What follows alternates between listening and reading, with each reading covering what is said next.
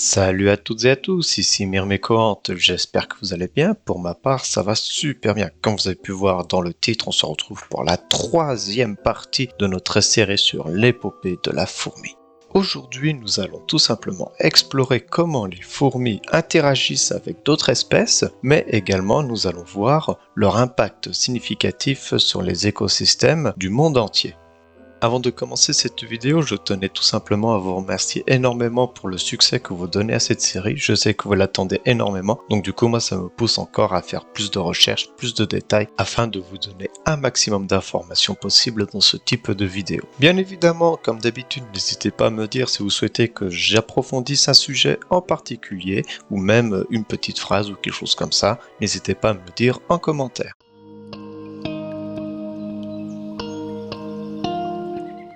Bref, voilà pour la petite parenthèse. Maintenant, nous allons attaquer pour la première partie, les interactions mutualistes. Après des millions d'années d'évolution, elles ont réussi même à développer des relations mutualistes avec nombre d'autres espèces.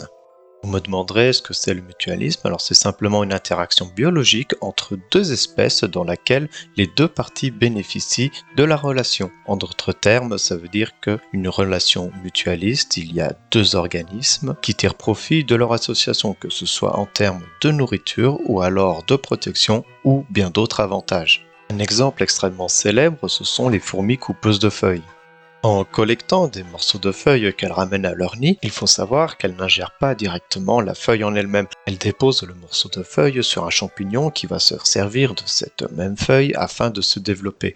Et c'est de ce champignon-là que les fourmis coupeuses de feuilles vont tout simplement se nourrir. Donc c'est une relation mutualiste. La fourmi nourrit le champignon et le champignon nourrit la fourmi. Un autre exemple extrêmement célèbre également, car vous aurez pu très facilement l'observer, ce sont les fourmis ainsi que les pucerons. Les fourmis vont jouer le rôle d'un peu de berger avec les pucerons. Elles vont les déplacer vers de meilleurs pâturages, mais là c'est pas vraiment des pâturages, ce sera de branches un petit peu plus tendres pour atteindre la sève. Elles vont également protéger les pucerons des différents prédateurs comme les coccinelles ou autres. Et en échange de protection ainsi que de pâturage frais, les pucerons vont leur offrir du miel, ce dont les fourmis raffolent énormément.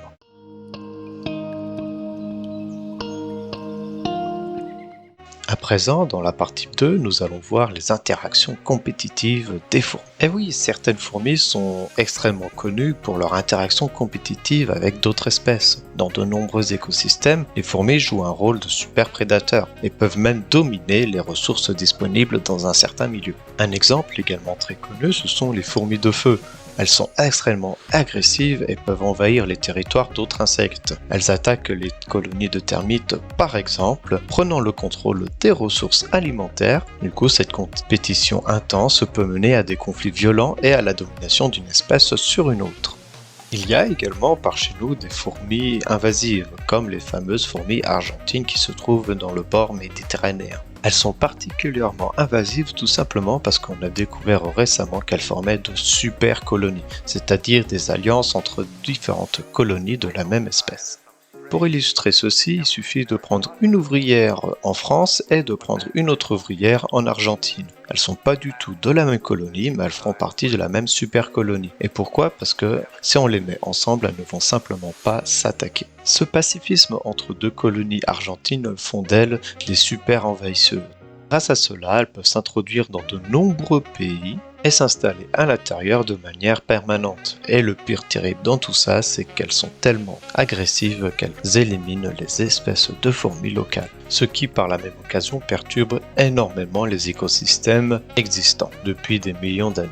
Ces fourmis invasives sont d'énormes fléaux, mais il n'y a pas que ces fourmis-là qui peuvent être également des énormes fléaux. Les fourmis coupeuses de feuilles sont également des gros fléaux, en ravageant les cultures des agriculteurs notamment, car elles peuvent consommer autant de végétaux qu'une vache adulte en une journée. Voilà, dans cette partie, on a pu voir que les fourmis ne sont pas toutes roses non plus. Elles peuvent changer des écosystèmes, elles peuvent même ravager des cultures. C'est vraiment des insectes à ne pas prendre à la légère.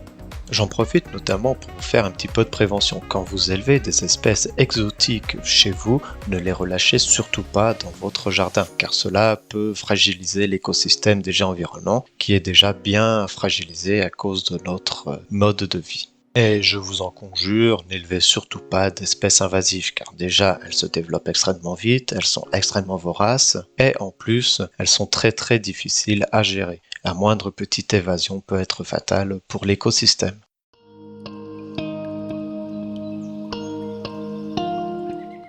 Allez, dans cette troisième partie, nous allons voir les fourmis comme ingénieurs de l'écosystème. Qu'est-ce que ça veut dire? Les fourmis jouent un rôle crucial en tant qu'ingénieurs de l'écosystème. Leur activité influence de nombreux aspects de l'environnement. Ça peut aller de l'aération du sol jusqu'à la dispersion de certaines graines, ou même encore la pollinisation de certaines fleurs. Effectivement, en creusant des tunnels et des chambres souterraines, les fourmis aèrent le sol, améliorant ainsi la circulation de l'air ainsi que de l'eau. Et elles contribuent à la croissance des plantes ainsi que la santé globale de l'écosystème, car forcément les plantes sont à la base de tout. Mais pas que. Le genre Messor, elle, quand elle ramène des graines vers le nid, dissémine quelques graines par-ci par-là. Bien évidemment, il y a certaines graines qui sont oubliées, donc celles-ci vont germer et former de nouvelles plantes / fleurs, ce qui maintient énormément la biodiversité des habitats. Certaines plantes même dépendent tellement des fourmis pour la dispersion de leurs propres graines qu'elles ont évolué carrément pour les attirer spécifiquement. Mais pas que, les fourmis sont également prédatrices. En étant prédatrices, elles régulent les populations d'autres insectes, empêchant certaines espèces de devenir trop nombreuses. Cette régularisation naturelle aide à maintenir l'équilibre écologique et elle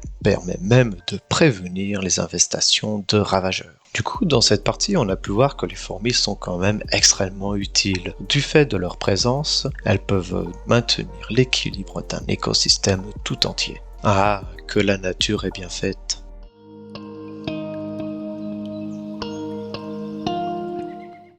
Allez, dans la quatrième partie, nous allons voir l'impact des fourmis sur les humains, sur nous-mêmes. Et oui, ces petits insectes, les fourmis, se faufilent vraiment partout, on en retrouve même dans nos habitations. Elles n'affectent pas que les écosystèmes naturels, mais aussi un énorme impact significatif sur les humains. Certaines espèces sont bénéfiques pour l'être humain, mais d'autres sont plus problématiques. Comme vu dans la partie précédente, les fourmis peuvent nous aider également à gérer la population de ravageurs dans nos jardins, ce qui nous empêche d'avoir nos potagers complètement ravagés. Les fourmis comme ceci offrent un bénéfice indirect à nos agriculteurs. Cependant, certaines espèces, comme les fourmis de feu, peuvent causer des dommages considérables en envahissant les habitations et les infrastructures, ce qui cause notamment des piqûres, donc il peut y avoir des risques pour la santé humaine, notamment si la personne est allergique. Chose tout à fait surprenante, c'est que les fourmis ont aussi inspiré de nombreuses innovations technologiques. Leur comportement social complexe et leur système de communication sophistiqués sont étudiés par des scientifiques pour développer des algorithmes, etc. pour la robotique et également des systèmes de gestion de réseau. Les chercheurs s'inspirent des stratégies et des organisations des fourmis pour résoudre des problèmes complexes dans divers domaines. Dans cette partie, on a pu voir notamment que les fourmis sont utiles pour tout un tas de choses, même au niveau scientifique, robotique. Ce sont des êtres vraiment super fascinants, je suis très heureux d'en élever et de faire des recherches dessus. Et par la même occasion, vous partagez cet univers fascinant dans mes vidéos.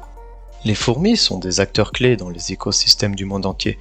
Leur interaction avec d'autres espèces et leur impact écologique illustrent leur incroyable capacité d'adaptation et même d'influence. Comprendre ces interactions nous permet à mieux apprécier l'importance des fourmis dans notre monde.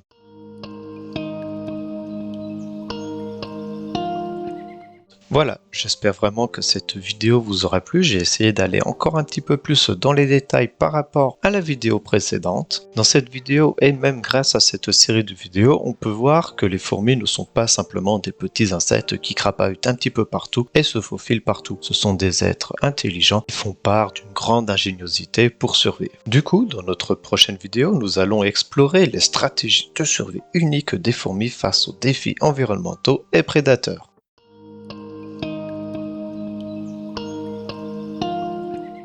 Allez, c'est parti pour la petite question du jour. Avec quelle espèce avez-vous découvert la myrmécologie? Pour ma part, ça a été avec les Messor barbarus, assez classique on va dire. N'hésitez surtout pas à me mettre votre réponse dans les commentaires, je serai très impatient de vous lire. N'oubliez surtout pas que j'ai lancé une vidéo, un nouveau projet, c'est l'élevage de fourmis avec vous. Donc n'hésitez pas à aller voter dans les commentaires de cette vidéo, je vous la mets dans le petit i en haut à droite de l'écran. N'hésitez surtout pas à vous abonner et à mettre la petite cloche pour ne surtout pas louper les prochains épisodes de l'épopée de la fourmi, mais également les suivis d'élevage que je propose et aussi d'autres vidéos que je serai amène à faire. J'espère en tout cas que cette vidéo vous aura énormément plu comme les autres. Moi j'ai plus qu'à vous dire à vendredi prochain 18 h pour une autre vidéo. Salut tout le monde et tout plein de bonnes choses pour vos colonies.